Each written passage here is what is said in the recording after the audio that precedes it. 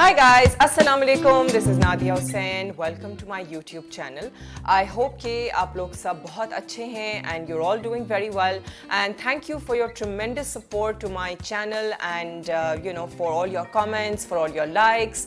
And definitely don't forget to like, subscribe, comment and share my YouTube page. तो आजकल के जो दिन हैं वो लॉकडाउन के दिन हैं. Even though कि I would say कि the lockdown is kind of easing out and all of that, लेकिन of course बहुत सी ख़वातीन अभी भी घर से नहीं निकल रही हैं and I think that a lot is getting affected, especially their skin. And बहुत सी ऐसी चीज़ें हैं कि जो वो घर पे करना चाहती हैं लेकिन वो उनको समझ नहीं आ रहा होता कि वो कैसे करें. फॉर एग्जांपल अगर मैं आपको बताऊं कि थ्रेडिंग के आप कैसे घर पे थ्रेडिंग कर सकती हैं, तो थ्रेडिंग के लिए आप मेरे यूट्यूब चैनल पे ही जो है वो स्क्रॉल करेंगी तो आपको मेरी थ्रेडिंग की वीडियो जो है वो मिल जाएगी. सो आप डेफिनेटली थ्रेडिंग जो है वो आराम से आप घर पे कर सकती हैं. उसके बाद of course I do also have some videos जिसके अंदर मैंने ब्लैक हेड रिमूवल के बारे में मेंशन किया हुआ है. उसके बाद फिर मैंने आप अपने फेस की एक्सफोलिएशन कैसे कर सकते हैं with the help of either a derma roller और डर्मा प्लेनिंग. तो बहुत सी ऐसी वीडियोस हैं जो मैं ऑलरेडी कर चुकी हूँ. तो आप लोग ज़रूर मेरे चैनल को सब्सक्राइब कीजिए और मेरी वीडियोस को स्क्रॉल करके आप लोग ये जो पर्टिकुलर वीडियोस हैं जो लॉकडाउन से रिलेटेड हैं कि जो आप आसानी से घर पे कर सकते हैं. और ये तो मैंने बल्कि उस वक्त किया था कि जब लॉकडाउन था भी नहीं और नहीं पता था, नहीं अंदाज़ा था कि वो उन वीडियोज़ की अब कितनी ज़रूरत पड़ जाएगी. So today I thought that I should do a very short simple DIY facial. DIY meaning do it yourself facial जो आप आराम से घर पे कर सकते हैं. उसको आप मतलब एटलीस्ट हफ्ते में 2 दफ़ा आराम से आप उसको रिपीट कर सकते हैं, जिसके अंदर ऑल होम इंग्रेडिएंट्स हैं. तो इसके अंदर जो प्रोसेस है उसके अंदर इन्वॉल्व होगा cleansing, toning, moisturising and right at the end sun protection. So cleansing के लिए मैं आपको एक बहुत सिंपल घर का जो है वो एक घर में ये चीज़ अभी बल्कि रमज़ान के दिन गुजरे हैं तो हर घर में जो है ये बचा हुआ बेसन तो ज़रूर होगा सबके पास. सो मैं जो हूँ ये 1 टेबल स्पून बेसन इस्तेमाल मैं कर रही हूँ, जिसके अंदर 1 टेबल स्पून बेसन और साथ में जो है वो आप रोज़ वाटर इसके अंदर इस्तेमाल कर सकते हैं. इसको एक थोड़ा सा बहुत थिक नहीं लेकिन kind of like creamy pasty consistency बनाने के लिए आप हस्बे मामूल जितना भी आप समझते हैं कि आपको ऐड करना है आप उसके अंदर ऐड कर सकते हैं.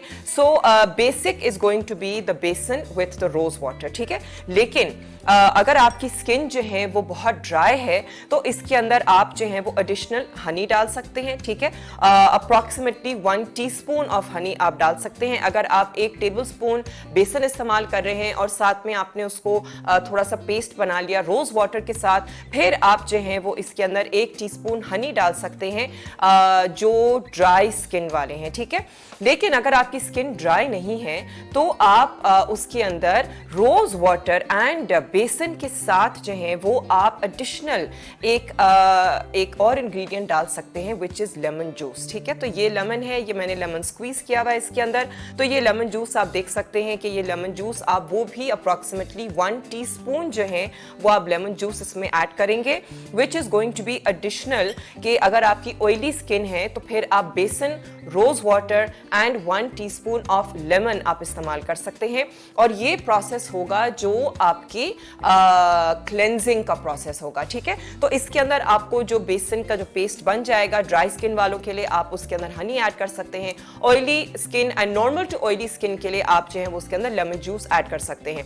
नॉर्मल स्किन वाले बल्कि हनी एंड लेमन दोनों ऐड कर सकते हैं. ठीक है, एंड जो ड्राई स्किन जो ऑयली स्किन वाले हैं वो सिर्फ lemon juice and rose water इसमें ऐड करेंगे because that is going to give you that extra cut down on the oiliness. ठीक है, तो आप लोग जो है वो बेसन का पेस्ट लेके ये बना के पेस्ट, और फिर आप जो है वो आराम से अपने फेस को जेंटली मसाज करेंगे, और उसके बाद हल्का हल्का हल्का सा आराम से इसको पूरे अपने फेस पे मसाज करके थोड़ी देर इसको छोड़ दें एज अ फेस पैक। और उसके बाद आप जो है वो अपने फेस को warm water, Luke warm water के साथ, ना बहुत गर्म हो और ना बहुत ठंडा हो, उसके साथ आप उसको धो लें, ठीक है। फिर जो सेकंड स्टेप आता है वो आता है आपकी टोनिंग का, ठीक है। और ये भी एक नेचुरल टोनर है जो कि इसके अंदर आप देख रहे हैं कि इसके अंदर कुछ काली काली चीज़ें हैं अंदर, but these are actually green tea leaves, ठीक है। तो ये ग्रीन टी लीव्स में मैंने गर्म पानी डाला है, इसका जो जूस निकल आया है या जो इसका जो अर्क निकल आया है, इसके अंदर आप क्या करेंगे कि आप कॉटन बॉल्स इसके अंदर डिप करके, ताकि वो कॉटन बॉल्स जो हैं वो सोक हो जाएं, जो ग्रीन टी का जूस है वो उसके अंदर सोक हो जाए, और उसके बाद आप जो कॉटन बॉल्स हैं आप उसको एक प्लेट के ऊपर डाल के आप उसको फ्रिज में रख देंगे, ठीक है।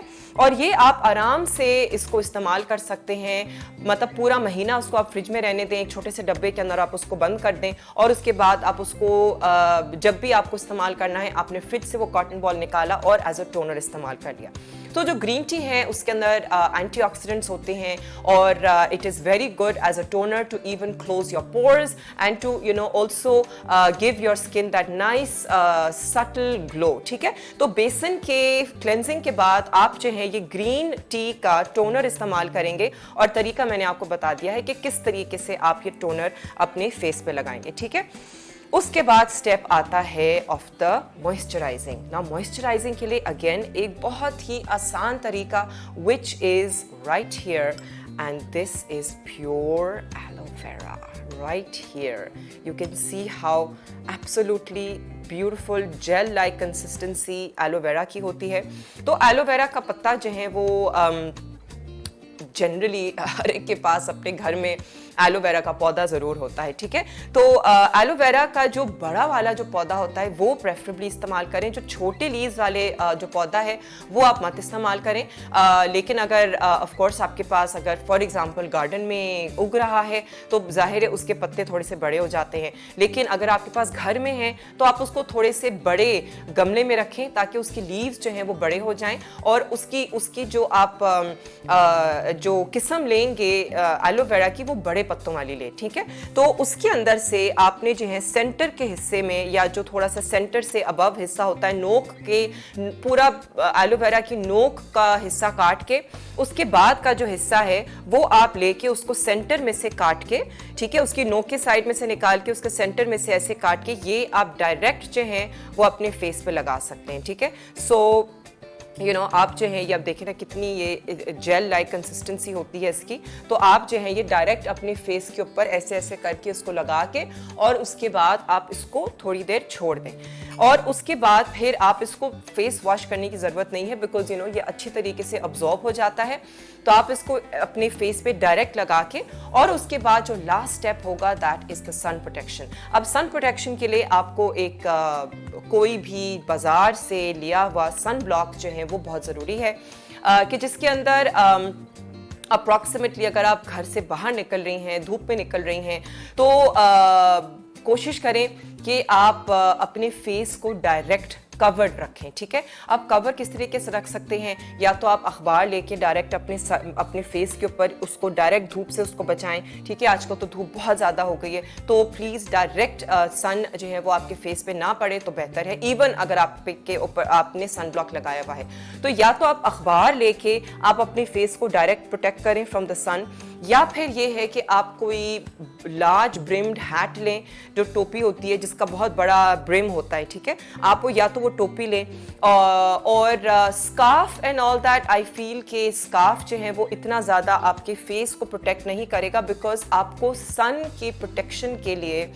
आपको एक फिजिकल सन ब्लॉक बहुत ज़रूरी है। फिजिकल सन ब्लॉक क्या होता है कि डायरेक्ट कोई ऐसी चीज़ हो जो कि धूप से आपके फेस को बचाए, ठीक है। अब वो धूप से जो चीज़ बचाएगी, जो डायरेक्ट सन आपके फेस पे ना लगे, that is going to be something जो कि डायरेक्टली आपके फेस पे से सन को रोकेगा, ठीक है। तो वो एक फिजिकल सनब्लॉक होना जरूरी है। इसी वजह से एक अखबार हो या लार्ज ब्रिम्ड हैट हो तो ये सबसे बेस्ट है। ठीक है। स्कार्फ वगैरह से जो है वो, क्योंकि कपड़ा होता है, उसके थ्रू जो है वो फिर भी शुआएं जा रही होती हैं, सन की जो शुआएं होती हैं, जो धूप की जो रेज होती हैं, वो फिर भी जा रही होती हैं। तो इस वजह से थोड़ा ज़्यादा ज़रूरी है कि आप एक physical, proper physical sun block इस्तेमाल करें। ठीक है।